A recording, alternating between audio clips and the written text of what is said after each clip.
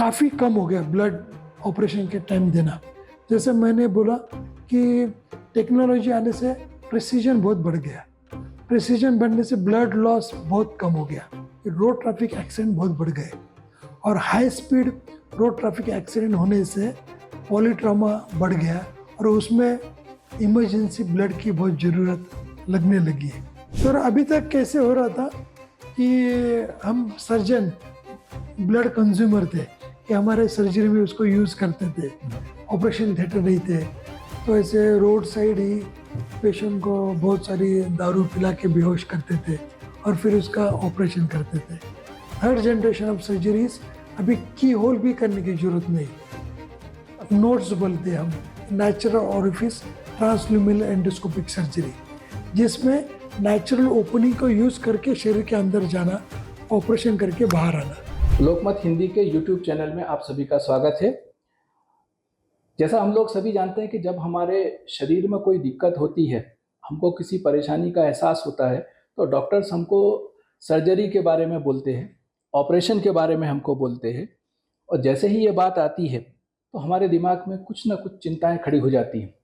इन चिंताओं को दूर करने का काम हमारे सर्जन लोग करते हैं। सर्जन हम लोग जिस तरीके से जानते हैं वो एक विधा के रूप में जानते हैं, लेकिन ये एक बहुत बड़ा क्षेत्र है और हमारे देश में the association of surgeon of India नाम का एक संगठन है, जिसकी 1938 में स्थापना हुई थी। उस समय 112 उसके सदस्य थे। आज भारत के सभी राज्यों और केंद्र शासित प्रदेशों में मिलाकर करीब करीब 40,000 के आसपास सर्जन इस संगठन के सदस्य हैं। इस संगठन का आरंभ मुंबई से हुआ था और आज हमारे लिए प्रसन्नता का विषय यह है कि इसके नए अध्यक्ष डॉक्टर प्रवीण सूर्यवंशी जी वो महाराष्ट्र के ही हैं और उनको इस संगठन का नेतृत्व करने का गौरव हासिल हुआ है। डॉक्टर साहब विश्व के एक माने हुए सर्जन हैं, जनरल सर्जन हैं। आप एंडोस्कोपी के लिए विश्व में एक अलग पहचान रखते हैं। आपको अनेक देशों में लेक्चर के लिए बुलाया जाता है, आपसे कई सलाह मशवरे किए जाते हैं, कई ऑपरेशंस में आपकी बहुत बड़ी भूमिका रही है। इन दिनों आप लीवर ट्रांसप्लांट भी करते हैं। आज हमारा सौभाग्य है कि सर्जन्स डे जो कि 15 जून को मनाया जाता है, उस अवसर पर डॉक्टर साहब हमारे साथ हैं, तो हम डॉक्टर साहब से कुछ यहाँ सवाल जवाब करेंगे। डॉक्टर साहब आपका बहुत बहुत स्वागत है लोकमत के इस चैनल पर। Association of surgeons of India जो है, ये 87 साल का सफ़र है। इस पूरे सफ़र में जिसकी हम लोगों ने, जैसा मैंने पढ़ा और आप भी जानते हैं कि मुंबई में कुछ डॉक्टर्स ने मिलकर शुरुआत की थी, तो आज ये करीब 87 साल का सफ़र आपको कैसा दिखता है? धन्यवाद मुझे यहाँ पे बुलाने के लिए और ये सब लोगों के सामने रखने के लिए। एक बहुत बड़ा हमारे लिए एक अवसर है कि जहाँ हम हमारे सर्जरी फील्ड की जो लीगेसी है, हमारी जो जर्नी है, वो सब हमारे भाई बहनों के सामने रख सकते हैं। तो 1938 में 12 जो इंडिया के कुछ चुने गुने सर्जन्स थे, उस टाइम के टॉप सर्जन्स, उन्होंने मिलकर ये association of surgeons of India की स्थापना की थी। उसका हेड ऑफिस, उस टाइम का जो मीटिंग हुआ था वो मुंबई में हुआ था, लेकिन बाद में उसका जो हेड ऑफिस है वो चेन्नई में बनाया गया। तो हमारे जो कर्नल पंडेलाई जो थे चेन्नई के, he was the first president of association of surgeons of India. को उनके कार्यकाल में ही चेन्नई में हमारा हेड ऑफिस हुआ। वैसे अपने association of surgeons of India का हिस्ट्री और शुरुआत 27 साल से है, लेकिन सबसे बड़ी बात क्या है कि अपना इंडियन सर्जरी का जो हिस्ट्री है वो 2600 साल पुरानी है। जैसे कि आप सब जानते हैं सुश्रुत, तो Sushruta is known as father of Indian surgery, कि जिन्होंने सुश्रुत संहिता के द्वारा माध्यम से बहुत सारे ऑपरेशन की उन्होंने उसके डिस्क्राइब किए थे कि जो ऑपरेशन हम आज भी करते हैं। तो सर्जरी एक ऐसी चीज़ है कि जो अपने भारत में उसका शुरू होके वो दुनिया के लिए एक उसका फल मिला है। जी तो बहुत सारी चीज़ें बाहर से इंडिया में आई है, लेकिन सर्जरी एक ऐसी चीज़ है कि जो बाहर से दुनिया भर में गई है। तो हमको उसका भी बहुत गर्व होना चाहिए। जी जी ठीक है। और आप सब जानते हैं कि doctor BC Roy medical field में अवार्ड रहता है। तो वो जो हमारे मेडिकल फील्ड का इंडिया का सबसे हाईएस्ट अवार्ड है। तो डॉक्टर BC राय वो भी सर्जन्स थे और वो पश्चिम बंगाल के फर्स्ट चीफ मिनिस्टर हो चुके हैं। तो ऐसे बहुत सारे बड़े बड़े सर्जन्स होके गए हैं कि जिन्होंने अपने सर्जरी में तो कंट्रीब्यूशन तो दिया ही है, लेकिन सोशल वर्क में और नेशनल डेवलपमेंट के लिए भी उनका कंट्रीब्यूशन रहा है। तो ये हमारी बहुत बड़ी लिगेसी है कि जिसको हमको आगे लेके चलना है और उसी दिशा में उसी विचार को प्रेरित होके आगे काम करना है। डॉक्टर साहब, महाराष्ट्र से आपको अध्यक्ष के रूप में पद मिला है और ये बड़े गौरव की बात है। इससे पहले कितने महाराष्ट्र के लोग इस संगठन के अध्यक्ष रहे हैं? मेरे हिसाब से अभी तक 9 हो चुके थे। जी मैं 10th हूँ अरे वाह महाराष्ट्र से। जी हाँ। जी डॉक्टर साहब, आजकल जिस तरीके से देखते हैं लोगों की बीमारियां हैं, लोगों की तकलीफ़ें हैं, उस हिसाब से बहुत तरीके के ऑपरेशंस और ये बताए जाते हैं। तो कुल जमा कितने तरीके के सर्जन्स हैं जो हम लोगों की तकलीफ़ों को दूर कर सकते हैं? अभी कैसा है, एक अगर आप 30 साल पहले 30 या 40 साल पहले की बात करें तो जनरल सर्जन्स एक ही थे कि जो सब प्रकार के ऑपरेशन करते थे। वो फिर किडनी का रहो या हार्ट का रहो या हाथ का रहो, ब्रेन का भी ऑपरेशन करते थे। लेकिन जैसे जैसे टेक्निक आती गए, नई नई सुविधा आती गए, तो वैसे स्पेशलाइजेशन बढ़ गया और स्पेशलाइजेशन होते होते अभी सब स्पेशलिटी भी आ गई है। तो उसका मेन कारण है कि अभी जो नॉलेज है मेडिकल साइंस में वो बहुत तेज़ी से बढ़ रहा है। तो कोई एक स्पेशलिस्ट को सब उतनी सुविधा देना, उतना एक्सपर्टी हासिल करना, उतना टेक्नोलॉजी अवगत करना, ये अभी चैलेंजिंग हो गया है। इसलिए हर एक स्पेशलिटी और सब स्पेशलिटी बनते जा रही है। तो उसका मेन कारण है कि टेक्नोलॉजी और उतना प्रिसीजन से काम करने की अभी समय आ गया है।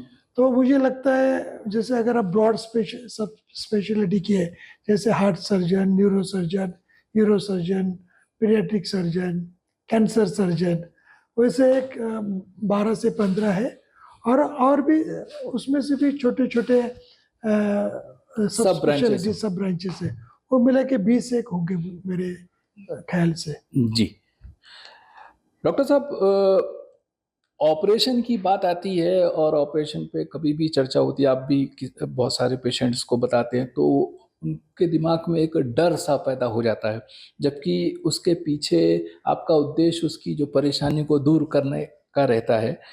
तो आम तौर पर इसे कैसे दूर किया जाना चाहिए और क्या ये अंतिम विकल्प है?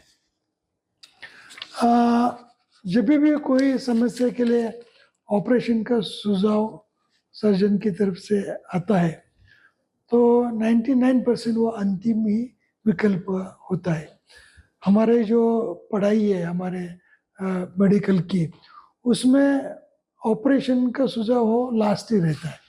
तो हम मैक्सिमम बीमारी को नॉन ऑपरेटिव ट्रीटमेंट जो रहते हैं वही सुझाव करने का रिकमेंडेशन रहता है। अगर वो फेल होता है, काम नहीं करता है और पेशेंट के लिए सुटेबल नहीं रहता है तो ही ऑपरेशन का विकल्प सामने आता है। और अभी साइंस इतना प्रगत हो गया है कि सर्जरी का जो टेक्नोलॉजी है, उसका जो प्रिसीजन है, वो प्रगत होने से एनेस्थीसिया भी बहुत प्रगत हो गया है। एनेस्थीसिया रिलेटेड कॉम्प्लिकेशंस बहुत कम हो गए, साइड इफ़ेक्ट्स कम हो गए और टेक्नोलॉजिकल डेवलपमेंट की वजह से प्रिसीजन बहुत बढ़ गया है, पेशेंट की रिकवरी बहुत स्पीडी से होती है, उसके कॉम्प्लिकेशन रेट्स बहुत कम हो गए। तो अभी पहले जैसा इतने डरने वाली बात तो बिल्कुल नहीं है। जी तो मुझे लगता है कि टेक्नोलॉजी की वजह से जो भी अभी बेनिफिट्स अवेलेबल है उसका लाभ उठा के अपन को अपने जो व्याधि है उससे मुक्त होने का एक बहुत अच्छा अवसर सर्जरी के रूप में उपलब्ध है। तो एक डॉक्टर की जो सलाह रहेगी उस पर विश्वास रख के एक पॉजिटिव माइंड से अगर आप उसको फेस करेंगे तो वो भी एक बहुत डिफरेंट जर्नी है। It's a bit painful, but again, most of the people they give very good positive feedback because many people have shared their experience that the pain of the disease, which were far more than the pain of the operation. तो operation का pen होता है, लेकिन आपकी व्याधि जिस तरीके से गायब हो जाती है तो पेशेंट एकदम दूसरा जन्म लेने का एहसास करता है। डॉक्टर साहब, सर्जरी की बात आती है तो एक और जो बात आती है, मतलब उसमें दो पक्ष बड़े महत्वपूर्ण से हो जाते हैं। एक तो आर्थिक पक्ष होता है कि पेशेंट को खर्चा उठाना पड़ता है, दूसरा एक पक्ष होता है ब्लड का। यदि वो दो चीज़ें उसके पास उपलब्ध हैं तो डॉक्टर के सामने कोई बहुत बड़ी अड़चन नहीं होती। और तो ये जो दोनों पक्ष हैं, जैसा ब्लड है और आर्थिक पक्ष, तो जो परिस्थितियाँ और जैसी चीज़ें हैं वो अलग अलग तरीके से दूर हो रही, तो इनके बारे में क्या विकल्प, क्या आप सोचते हैं कि कैसे इसको हम रिड्यूस करें या कैसे हम कम करें? सबसे पहली बात अगर कॉस्ट की बात करें तो अभी कैसे हो गया कि 30 साल पहले medical profession it was more a skill based profession कि मुझे अगर ऑपरेशन करना है तो एक छोटा ऑपरेशन थिएटर, टेबल, लाइट्स लेके, सिंपल इंस्ट्रूमेंट लेके काम होता था। लेकिन अभी टेक्नोलॉजी आने से जिससे प्रेसिजन बढ़ गया, पेशेंट की रिकवरी फास्ट हो गई, लेकिन टेक्नोलॉजी का कॉस्ट ह्यूज है। जो ऑपरेशन थिएटर 30 साल पहले मुझे अगर अपेंडिक्स जैसा ऑपरेशन करना है तो मेरी इन्वेस्टमेंट रहती थी एक 60-70 हज़ार रुपये, लेकिन अगर वही ऑपरेशन आज लैप्रोस्कोपी से करना है तो वही इन्वेस्टमेंट मेरी एक 60-70 लाख रुपए जाती है। 10 गुना। 10 गुना। तो 10 गुना नहीं, 100 गुना। 100 गुना। 100 गुना। I'm giving you actual figure. It is not exaggerated. These are the actual figure to make any single operation theater. ठीक है। तो इसके टेक्नोलॉजी की कॉस्ट इतनी बढ़ गई कि वो हमारे कंट्रोल में नहीं है। हमारे कंट्रोल में कौन सी कॉस्ट है? हमारे सर्जन की कॉस्ट, हमारे स्किल की कॉस्ट।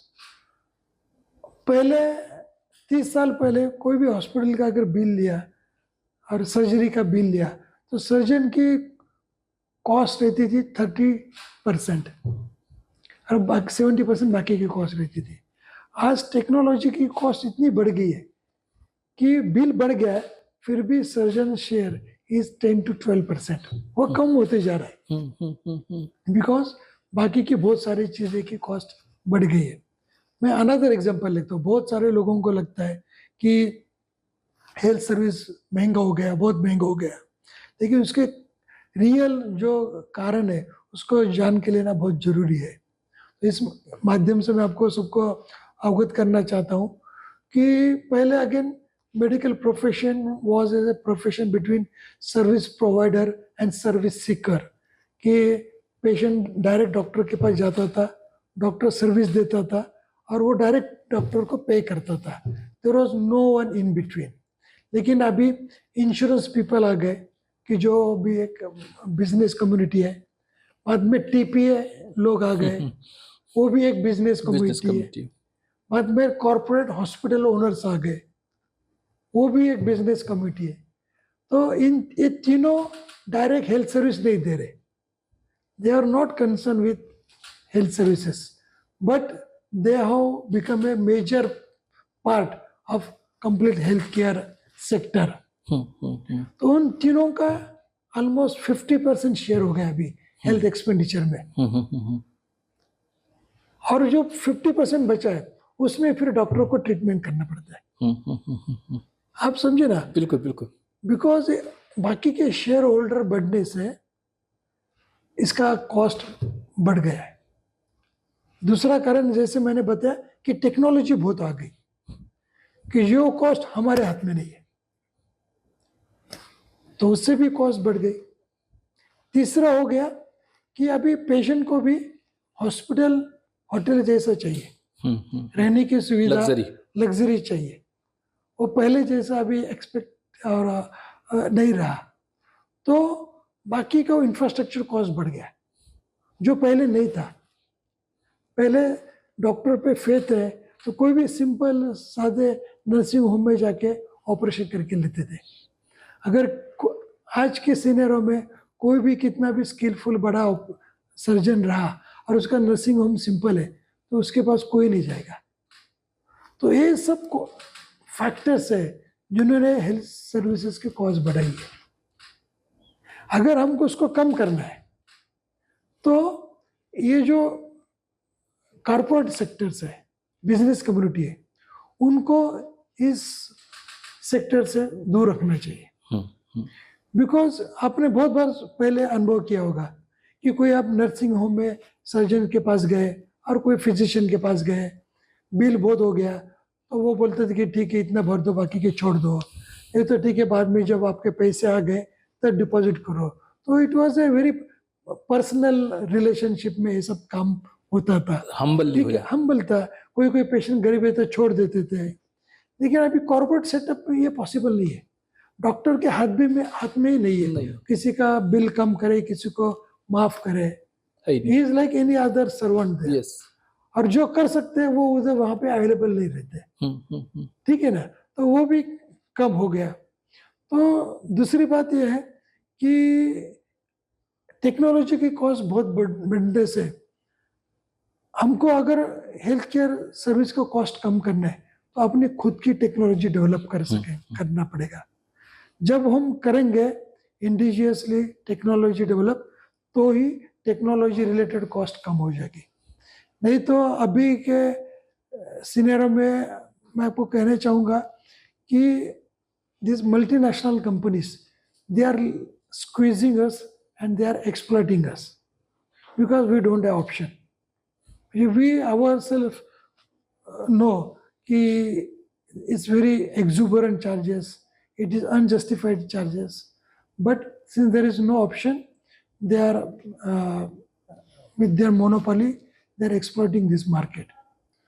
तो जैसे हम खुद इन हाउस इंडिजिनियसली टेक्नोलॉजी लाएंगे तो भी वो टेक्नोलॉजी कॉस्ट कम होगी। सो इस तरीके से हम उसको कम कर सकते हैं। लेकिन इस प्लेटफॉर्म पे मैं बहुत इम्पोर्टेंट मैसेज देना चाहता हूँ कि कॉस्ट डेफिनेटली कम करना चाहिए, but not at the cost of safety of the services.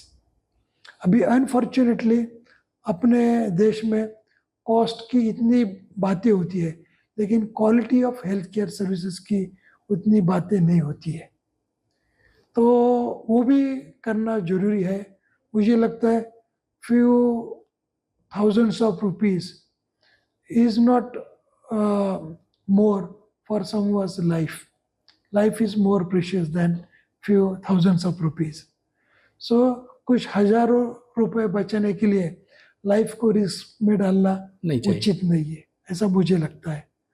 तो हमने क्या करना चाहिए, हर एक सर्विसेज का एक क्वालिटी बेंचमार्किंग करना चाहिए कि ये अगर अपेंडिक्स ए क्वालिटी दे के करना है तो उसकी मिनिमम कॉस्ट है, तो वो तो किसको भी देना ही है। अगर वो क्वालिटी सर्विस देना है तो वो मॉनिटर करना चाहिए कि वो क्वालिटी सर्विस मिल रही कि नहीं, फिर वो गरीब रहो या श्रीमंत रहो, पेशेंट तो पेशेंट है। तो मिनिमम बेंचमार्किंग होना चाहिए, उसके लिए कॉस्ट डिफाइन होना चाहिए और उसको उतना तो पेमेंट करना चाहिए। फिर वो पेशेंट खुद के पॉकेट से करे और गवर्नमेंट के स्कीम के थ्रू करे और कोई इंश्योरेंस कंपनी के थ्रू करे, लेकिन उतनी मिनिमम कॉस्ट होनी चाहिए, ऐसा मुझे लगता है। जी, डॉक्टर साहब दूसरा पॉइंट वो था ब्लड का। ब्लड का कैसे है कि अभी काफ़ी कम हो गया ब्लड ऑपरेशन के टाइम देना। जैसे मैंने बोला कि टेक्नोलॉजी आने से प्रिसीजन बहुत बढ़ गया। प्रिसीजन बढ़ने से ब्लड लॉस बहुत कम हो गया। या आप मुझे खुद को पूछेंगे कि जो ऑपरेशन को हम हमारे रेसिडेंसी टाइम में रेगुलरली ब्लड देते हैं, वही ऑपरेशन को अभी लास्ट 10 साल में मैंने एक बार भी ब्लड नहीं दिया, क्योंकि इतना वो अच्छे से होने लगा है, ब्लड लॉस नहीं हो रहा है। तो वो वैसे डिमांड ओवरऑल कम हो गई है as far as operation is concern. ज़्यादा डिमांड किस में बढ़ रही है कि रोड ट्रैफिक एक्सीडेंट बहुत बढ़ गए, और high speed road traffic accident होने से पॉलीट्रामा बढ़ गया, और उसमें इमरजेंसी ब्लड की बहुत ज़रूरत लगने लगी है। तो वो इंडिकेशन ज़्यादा बढ़ गए दैन द प्लान्ड सर्जरी। तो वो अगर आपको कंट्रोल करना है तो रोड ट्रैफिक एक्सीडेंट को कंट्रोल करना चाहिए। पेशेंट को रोड ट्रैफिक एक्सीडेंट के बारे में थोड़ा अवेयर करना चाहिए।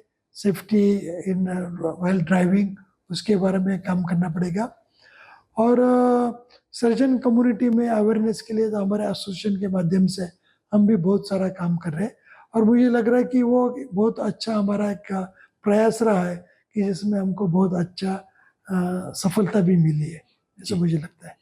और 15 तारीख को आपने कुछ तो अभी तक कैसे हो रहा था कि हम सर्जन ब्लड कंज्यूमर थे, कि हमारे सर्जरी में उसको यूज़ करते थे, और लोगों को हम ब्लड डोनेशन करने की लिए अपील करते थे। लेकिन फर्स्ट टाइम हमारे ऑर्गेनाइजेशन के माध्यम से, association of surgeons of India के माध्यम से हम खुद सर्जन 14 तारीख को पूरे देश में ब्लड डोनेशन कैंप अरेंज कर रहे हैं, जहाँ पे हम खुद सर्जन ब्लड डोनेट करने वाले हैं। तो उसका पर्पस ये था कि हम खुद एक अच्छा मैसेज लेके विथ एक गुड सेंसिटिविटी के साथ समाज के इस प्रोसेस में हम कुछ हाथ बटा सकते हैं। और दूसरी बात, हम सर्जन को भी पता होना चाहिए कि ब्लड डोनेशन कितना महान कार्य है, और उसके अंदर भावना क्या है, वो जागरूक होना चाहिए, जो कि हम भी ब्लड को और ऑपरेशन करते समय ब्लड को रिस्पेक्ट करें, ब्लड लॉस होने नहीं देंगे। तो I told my all the colleagues that who can give maximum blood, it is surgeon, because blood saved is blood donated.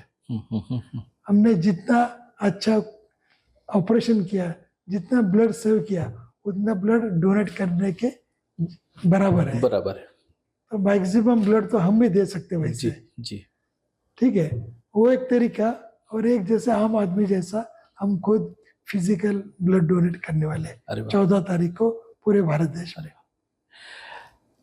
Doctor साहब, सर्जन के जो व्यक्तित्व में इतनी सारी खूबियां होने के बावजूद, इतना सब कुछ लोगों को देने के बावजूद, उनकी व्यक्तिगत समस्याएं, उन पर मानसिक दबाव, उनके आर्थिक पक्ष जैसा आपने बताया, वो बहुत सारे आजकल खड़े हो रहे हैं। पढ़ाई भी बहुत महंगी हो गई है, और उसके बाद सब कुछ करना, फिर जो जिस तरीके का कॉरपोरेट का दबाव है उस पर काम करना। तो आपका संगठन जो मानसिक दबाव, चिड़चिड़ापन, बहुत सारी चीज़ें आ रही हैं, इनको लेकर भी सर्जन्स के लिए कोई प्रयास कर रहा है क्या? इस बहुत अच्छा सवाल आपने पूछा है।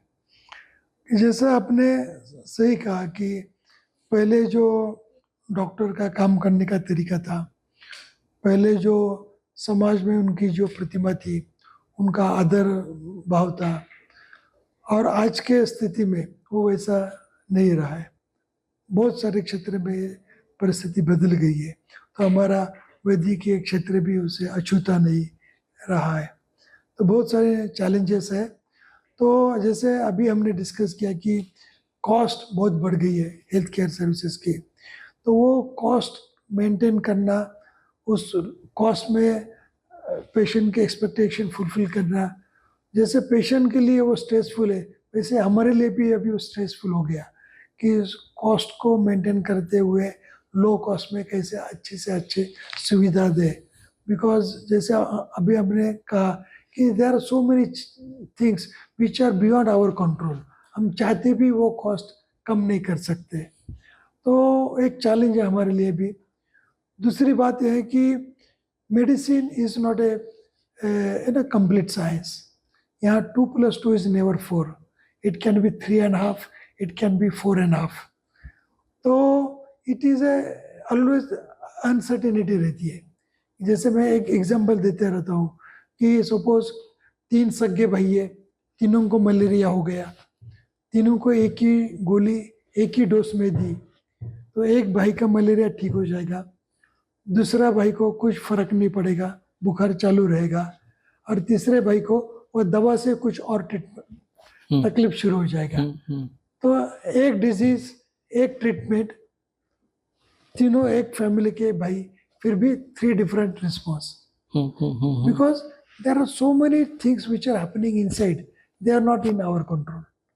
इसलिए हम बोलते हैं कि इट्स इनकम्प्लीट साइंस।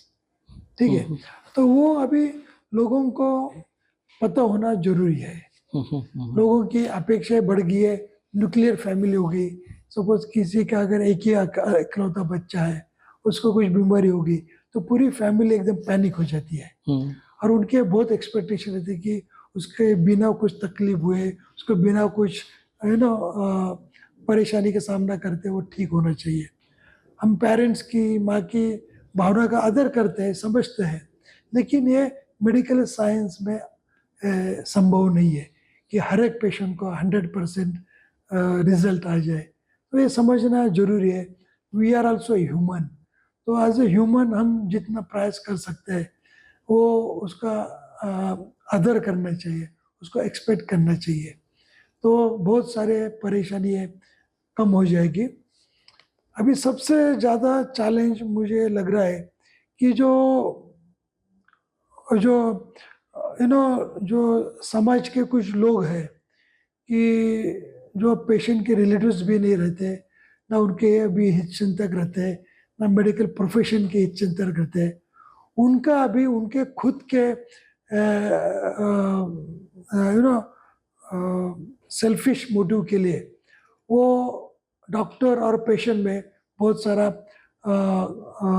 संघर्ष पैदा कर रहे हैं, और उसका हमें तो स्ट्रेस ही है, लेकिन ये जो डॉक्टर पेशेंट रिलेशनशिप है उसके लिए बहुत चिंता की बात है।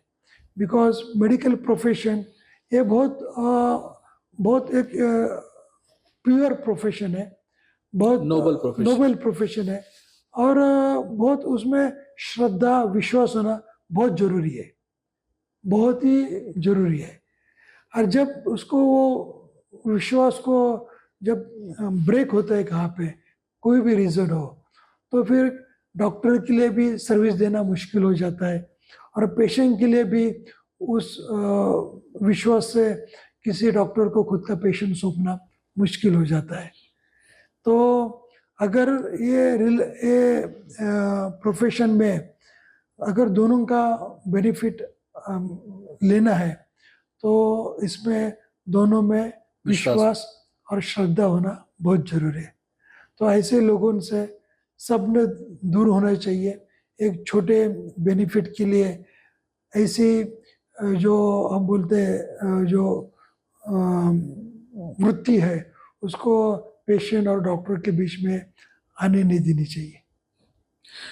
डॉक्टर साहब, बस एक आखिरी सवाल ऐसा था कि हर क्षेत्र में कुछ ना कुछ विकल्प आ रहे हैं कि इस क्षेत्र में इस तरीके का, टेक्नोलॉजी में इस तरीके का है। तो जो सर्जरी की फील्ड है, अभी जैसे कई लोग योगा के लिए बात करते हैं, कुछ लोग मेडिटेशन की बात करते हैं, कुछ लोग ये बोलते हैं कि इससे ये हो जाता है, उसमें आपका ब्लड सर्कुलेशन ठीक हो जाता। जो कई चीज़ें आप लोग दूर करते हैं वो उस रास्तों से बताते हैं। क्या कहीं हम सर्जन लोग विकल्पों पर भी विचार कर रहे हैं कि हमको इन चीज़ों से, ठीक है इमरजेंसी अपनी जगह है, ज़रूरत अपनी जगह है, लेकिन इससे कहीं तो भी जैसे होता है ना कि थोड़ा कम किया जाए, ऐसा आप लोग सोचते हैं? यस, मैं बिल्कुल सही है। जैसे देखो अभी सर्जरी का जो प्रवास है ऑलमोस्ट 300 साल पहले अगर रिसेंटली अपन सोचा तो जब एनेस्थीसिया की सुविधा नहीं थी, ऑपरेशन थिएटर नहीं थे, तो ऐसे रोड साइड ही पेशेंट को बहुत सारी दारू पिला के बेहोश करते थे और फिर उसका ऑपरेशन करते थे। बाद में वो डेवलप होते होते ऑपरेशन थिएटर्स आ गए, एनेस्थीसिया डेवलप हो गई, फिर पेशेंट को सुन करके बेहोश करके ऑपरेशन होने लगे। बाद में ओपन सर्जरी के बहुत सारे साइड इफ़ेक्ट्स थे, परेशानियाँ थी पेशेंट को, तो वो कम करने के लिए फिर की होल सर्जरी आ गई, जिसको हम लैप्रोस्कोपी या दूरबीन द्वारा शस्त्रक्रिया बोलते हैं। तो अभी उसको हम सेकंड जनरेशन बोलते हैं। थर्ड जनरेशन ऑफ सर्जरीज अभी की होल भी करने की जरूरत नहीं, नोट्स बोलते हैं हम कि natural orifice transluminal endoscopic surgery, जिसमें नेचुरल ओपनिंग को यूज करके शरीर के अंदर जाना, ऑपरेशन करके बाहर आना, वो अभी शुरू हो गया ऑलरेडी। तो यानी कि पेशेंट को वो स्कारलेस पेनलेस सर्जरी हम बोल सकते हैं। नेक्स्ट जनरेशन आ जाएगा कि जैसे आपने सही कहा कि लाइक इम्यूनोथेरेपी आ गई है, कि खुद की जो डिफेंस सिस्टम है उसको स्ट्रॉन्ग करके बहुत सारे व्याधि पे हम विजय प्राप्त कर सकते हैं। तो ये सब डेवलपमेंट में आ रहा है, नहीं ऐसा नहीं। लेकिन मुझे पर्सनली आप पूछेंगे कि ये जो yoga exercise, these are the these are the lifestyle which needs to be adopted to maintain healthy रहने के लिए डे टू डे लाइफ में करना जरूरी है। लेकिन एक बार बीमारी हो गई तो उसको हम बोलते पैथोलॉजी, कुछ चेंजेस हो गए, वो चेंजेस को रिवर्स करने के लिए फिर हमको कोई और पैथी का यूज करना चाहिए, फिर वो नेचुरोपैथी होगी। See naturopathy is different and the yoga meditation is different. Naturopathy में वो ट्रीटमेंट देते हैं, शिरोधरा, स्पाइन थेरेपी, वो ट्रीटमेंट है, ठीक है, वो it is not a part of day to day life, ठीक है। वैसे ही एलोपैथी है, होम्योपैथी है, these are the pathies who treats pathological changes in the body, ठीक है। तो ये जो योगा है, मेडिटेशन है, जो हेल्दी लाइफस्टाइल है कि जैसे हेल्दी फूड खाना चाहिए, रेगुलर एक्सरसाइज करनी चाहिए, योगा करना चाहिए, मेडिटेशन करना चाहिए, it is a way of life to keep our self healthy. लेकिन उसके बावजूद भी अगर कोई इन्फेक्शन हो गया तो उसके लिए कोई भी पैथी का सहारा लेना जरूरी है। आखिर में कुछ ना कुछ लेना ही पड़ता है, समझे ना जी। अगर आपको कोई टाइफाइड हो गया, वो तो पानी से होता है, तो योगा करने से हम उससे बच नहीं सकते, समझे ना, वो तो हो गया। We are part of the universe and micro organisms, all this they are also part of the universe, तो उनके साथ अपना इंटरेक्शन होना ही है। जैसे like I always keep telling that speed and safety they go hand in hand, समझे ना। तो वैसे ही इन्फेक्शन ऑर्गेनिज्म होना, they are the part of our ecosystem, we can not keep them away, तो उसका तो हमको सामना करना है। तो हम उस टाइम इसका मदद, कोई भी पैथी का मदद लेना चाहिए।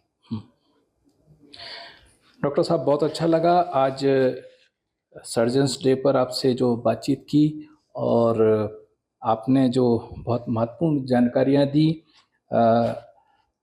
सर्जन हो या मरीज, दोनों के बीच में बहुत अच्छे संबंध होने चाहिए। उन संबंधों की हमारे समाज में तोड़ने की कोशिश की जा रही है।